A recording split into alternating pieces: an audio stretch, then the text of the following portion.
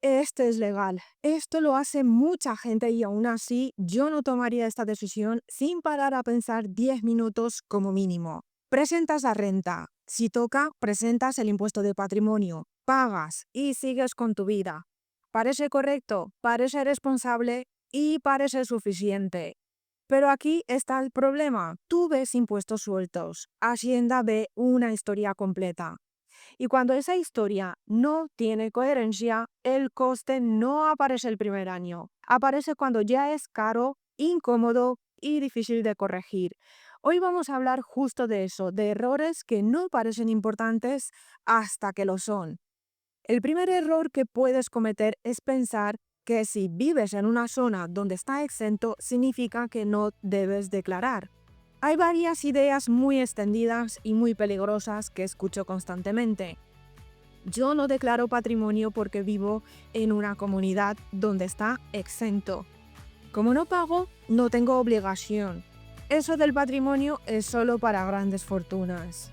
Y esto no es correcto. Vamos a poner cifras encima de la mesa. Bienvenido y bienvenida, soy Carmen Miserano, fundadora de asesoría y consultoría Fénix. Trabajo cada semana con empresarios, profesionales e inversores que ya tienen patrimonio o están empezando a construirlo y que necesitan decidir bien cómo estructurarlo, no solo cómo declararlo. Y si hay un punto donde veo más errores silenciosos es en la relación entre la renta y el impuesto sobre el patrimonio.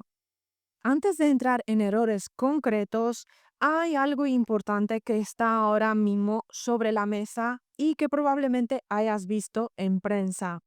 El Tribunal Constitucional va a pronunciarse sobre la legalidad del impuesto sobre el patrimonio.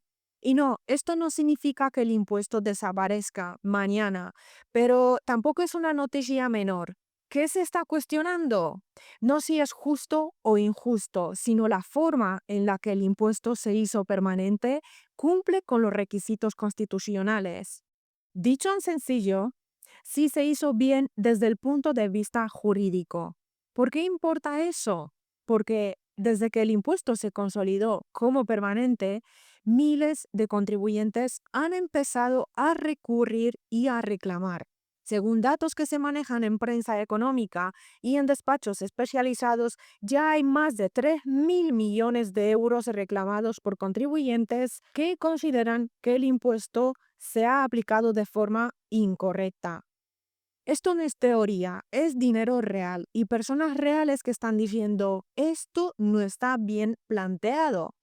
Ahora bien, pongamos los pies en el suelo. Lo más probable no es que el Constitucional elimine el impuesto sin más. Lo más probable es un fallo técnico con matices que señale defectos en la forma, límites efectos y abra la puerta a reclamaciones en determinados supuestos.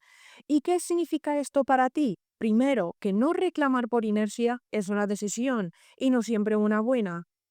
Segundo, que quien no esté bien asesorado puede perder oportunidades de defensa o devolución. Y tercero, que este tipo de fallos no benefician a quien improvisa, sino a quien tiene su situación ordenada y documentada. Por eso este tema conecta directamente con lo que vamos a ver hoy. Entender bien qué declaras, por qué lo declaras, cómo se relacionan tus impuestos y sobre todo los errores que debes evitar. ¿Qué se declara en la renta y qué se declara en el impuesto del patrimonio? Vamos a hacer algo que parece básico, pero que mucha gente no tiene tan claro como cree. La declaración de la renta y el impuesto sobre el patrimonio no miden lo mismo. En la declaración de la renta tributas por lo que ganas. En patrimonio tributas por lo que tienes. Y aquí hay un matiz sumamente importante. En la declaración de la renta se declaran salarios, rendimientos de actividades económicas, rentas por alquileres, dividendos, intereses, ganancias por ventas, es decir, flujos de dinero, lo que entra, lo que se genera en un año.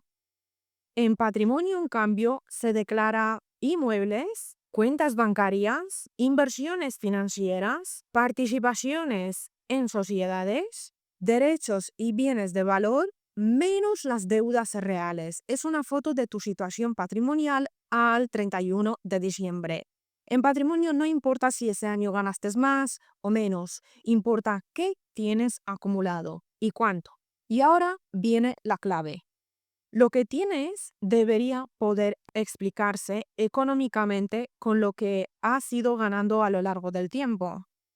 Cuando esa conexión no es clara, empiezan los problemas. ¿Cuál es la conexión entre la renta y el patrimonio? Aquí es donde mucha gente se equivoca. Piensan, como ya pago mucho en renta, patrimonio no debería ser un problema. Y no funciona así. Renta y patrimonio no se compensan de forma automática. Es verdad que existe un límite conjunto para evitar que la suma de ambos sea excesiva, pero ese límite no elimina el impuesto del patrimonio, no corrige incoherencias y no sustituye una mala estructura. Dicho claro, puedes pagar mucho IRPF y aún así tener problemas con el impuesto de patrimonio, porque Hacienda no solo mira cuánto pagas, sino que tu historia económica tenga un sentido. ¿Cuándo existe obligación de declarar el patrimonio? Aunque no se pague. A nivel estatal existe obligación de presentar la declaración de patrimonio en dos supuestos. Si la cuota a pagar es positiva, y, aunque no haya cuota a pagar, si el valor de tus bienes y derechos superan los 2 millones de euros, con independencia de que exista un mínimo exento, que el impuesto esté bonificado o el resultado final sea cero. Este límite de 2 millones de euros es estatal y no depende de la comunidad autónoma. Y en Cataluña, aquí es donde mucha gente se confía y se equivoca. El mínimo exento en Cataluña es de solo 500.000 euros por contribuyente y 300.000 euros adicionales por vivienda habitual. Es decir, una persona en Cataluña puede no pagar el impuesto del patrimonio hasta los 800.000 euros, si todo está bien estructurado. Para poner contexto real, en España se presentan más de 200.000 declaraciones del impuesto de patrimonio cada año. En los últimos ejercicios, la cifra ha estado en torno a 220.000, 230.000 declaraciones anuales. Cataluña es una de las comunidades con más declaraciones presentadas, junto con Madrid y la Comunidad Valenciana. Esto no es algo marginal y no es cosa de cuatro ricos. Es un impuesto que afecta a perfiles con patrimonio medio alto, muchas veces sin que sean plenamente conscientes. ¿Por qué lo que declaras en el impuesto del patrimonio es tan importante para Hacienda? Aquí está el punto clave que quiero que se entienda. El impuesto sobre el patrimonio es el mapa patrimonial de Hacienda. Aunque no pagues, aunque esté exento, aunque no tenga impacto inmediato. En patrimonio, Hacienda ve qué tienes, dónde lo tienes, cómo evoluciona, con qué valores. Y si eso encaja con lo que declaras en la declaración de la renta.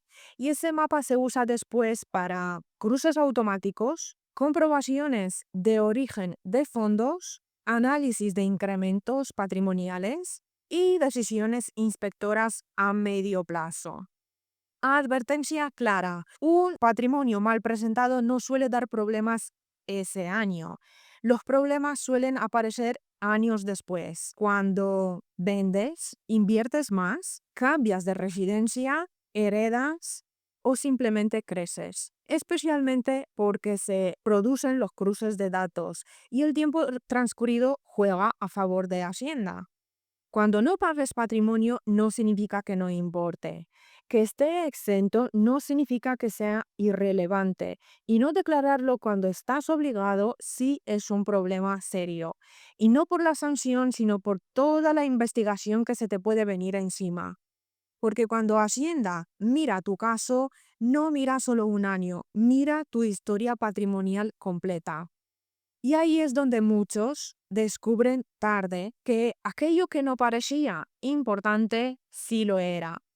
Si este contenido te está ayudando a poner orden y a cuestionar decisiones que dabas por hechas, suscribirte es una buena forma de seguir profundizando. Aquí no hablamos de trucos rápidos, sino de criterio fiscal y patrimonial para personas que quieren crecer sin errores caros.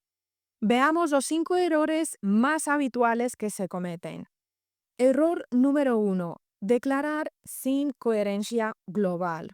Esto es el error raíz. Declarar cada impuesto como si fuera independiente. La renta por un lado, el patrimonio por otro.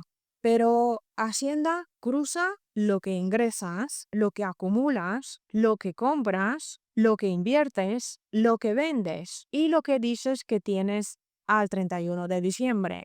La incoherencia típica es esta: tus ingresos declarados son relativamente estables, pero tu patrimonio salta o crece rápido. Y no siempre hay nada raro. Puede ser una herencia, puede ser una venta, puede ser un préstamo familiar, puede ser ahorro acumulado de años, puede ser una inversión que se ha revalorizado. El problema es que muchas veces esa explicación no existe en tus números o existe en tu cabeza, pero no en la coherencia documental. Ejemplo muy común: alguien con ingresos de trabajo por algo de alquileres que de repente compra un inmueble o hace una aportación fuerte a inversiones. En la realidad puede tener sentido, pero si en las declaraciones aparece como patrimonio, sin conexión con la renta y sin trazabilidad, el relato fiscal queda frágil. Y cuando el relato fiscal es frágil, la carga emocional y económica de corregirlo suele ser alta. Porque corregir no es solo ajustar un número. Corregir puede implicar justificar origen de fondos, revisar operaciones anteriores, pedir documentación que ya no tienes, explicar movimientos bancarios que nadie pensó en ordenar. Esto es lo que suele salir mal cuando se declara en automático. Te crees que estás cumpliendo y en realidad estás sembrando incoherencias. Aquí es donde veo más errores en consulta, especialmente por los requerimientos que reciben y por la ayuda que se necesita en defensa. Con este perfil, yo no recomendaría declarar sin revisar el conjunto completo. Error número 2. Pensar que patrimonio es solo informativo. Esta idea es peligrosa. Como ya hemos visto, en muchas comunidades no se paga el impuesto del patrimonio y eso genera falsa tranquilidad. Pero patrimonio es el mapa patrimonial que usa Hacienda, aunque no pagues. Valores mal puestos, bienes olvidados, participaciones mal calificadas, todo eso queda registrado y ese registro se usa después. Esto es lo que suele salir mal cuando se minusvalora el impuesto del patrimonio. La persona se relaja justo en el impuesto que más dice sobre ella. En la mayor parte de los casos que yo he visto, este error se ha cometido por desconocimiento. Error número 3. No revisar valoraciones. Este error parece pequeño porque se repite en silencio. Pongo lo mismo que el año pasado. A simple vista suena lógico, pero fiscalmente puede ser una mala idea, porque hay bienes que cambian de valor o que requieren criterio de valoración específico. Y no hablo de teoría, hablo de consecuencias. En el caso de los inmuebles, mucha gente declara inmuebles como si fueran un dato fijo, y no lo son. Los errores típicos: declarar con valores desactualizados, no distinguir criterios, no revisar si el valor fiscal relevante ha sido cambiado por revisiones, adquisiciones, mejoras o cambios documentales. En el caso de las cuentas, en patrimonio y en ciertas informaciones asociadas, el saldo a fecha concreta importa y el error típico es aproximar o usar saldos que no corresponden. En el caso de las participaciones en sociedades, aquí hay un campo enorme de errores. No tener claro qué se declara y con qué criterio, no tener documentación preparada, confundir valor nominal con valor real o declarar por costumbre sin entender el impacto. La consecuencia real no es solo un número mal puesto. La consecuencia real puede ser pagar de más sin necesidad, o generar incoherencias con tu renta, o arrastrar un dato que luego te limita para reorganizar o vender, o exponerte a una comprobación donde lo que te piden no es el dato, sino el soporte. Y aquí viene una frase que quiero que se te quede: la inercia fiscal es barata hoy y carísima mañana. Esto es lo que suele salir mal cuando nadie revisa valoraciones. El error se hace histórico, se consolida y luego cuesta mucho corregirlo. Error número 4. No detectar cuando tu situación cambia de nivel. Hay un momento en el que seguir como siempre deja de ser responsable. Ingresos no recurrentes, ventas importantes, inversiones nuevas, cambios de residencia. Ahí ya no basta con cumplir, ahí toca ordenar. Porque el problema no es que lo hayas hecho mal hasta ahora. El problema es no adaptar tu estructura cuando cambias de fase. Ejemplo práctico, un profesional que durante años declara bien su renta, empieza a invertir, compra un inmueble, abre una cuenta fuera, recibe una herencia, todo puede ser perfectamente lícito, pero si no hay visión global, esa persona puede crear un mosaico de decisiones correctas por separado, pero incoherentes juntas. Error número 5. Confundir delegar con desentenderse. Delegar está bien, pero desentenderse es caro.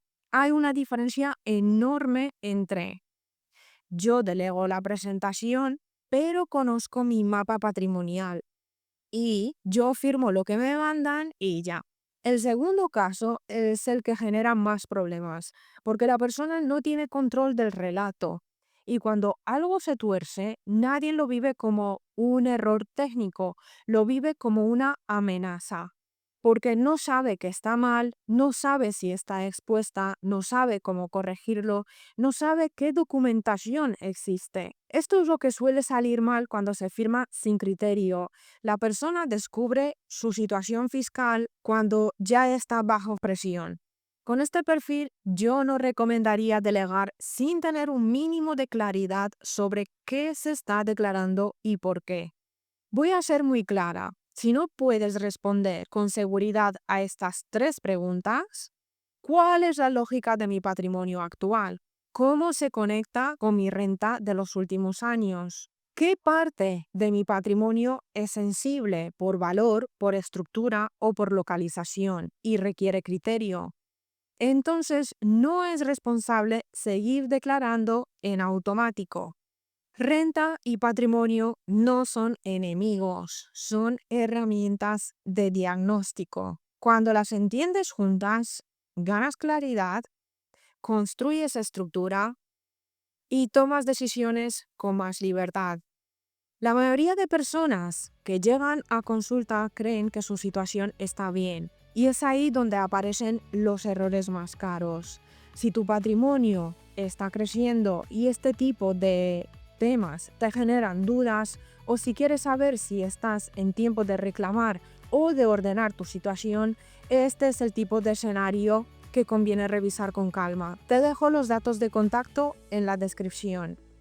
Gracias por acompañarme una semana más. Esto fue Más allá de los impuestos. Nos escuchamos en el próximo episodio, donde seguiremos transformando lo que es impuesto en lo que es tuyo.